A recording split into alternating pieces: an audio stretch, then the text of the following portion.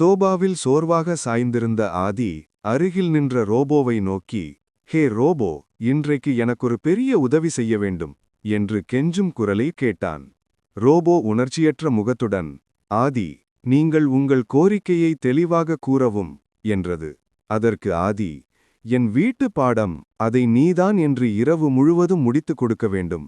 நான் மிகவும் சோர்வாக இருக்கிறேன் என்று சொன்னான். ரோபோ உடனே, மன்னிக்கவும் ஆதி, எனது நிரலாக்கத்தின்படி வீட்டுப்பாடம் என்பது உங்கள் அறிவை மேம்படுத்த வடிவமைக்கப்பட்டது. நான் அதை செய்து கொடுத்தால் உங்கள் கற்றல் தடைப்படும் என்று உறுதியாக கூறியது. ரோபோவின் பதிலை கேட்டு சலிப்படைந்த ஆதி ரகசிய டீல் பேசுவது போல நெருங்கிச் சென்று, சரி, ஒரு நாள் மட்டும் ப்ளீஸ்.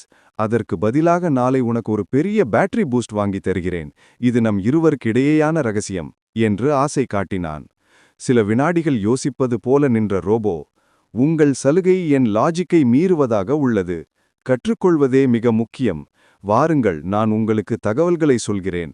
ஆனால் நீங்களேதான் ஏதான் எழுதும் என்று மறுத்துவிட்டார். வேறு வழியின்றி ஆதி பெருமூச்சு விட்டு சோகத்துடன், சரி ரோபோ, சரி, வா, சீக்கிரம் ஆரம்பிக்கலாம் என்று ஒப்புக்கொண்டான்.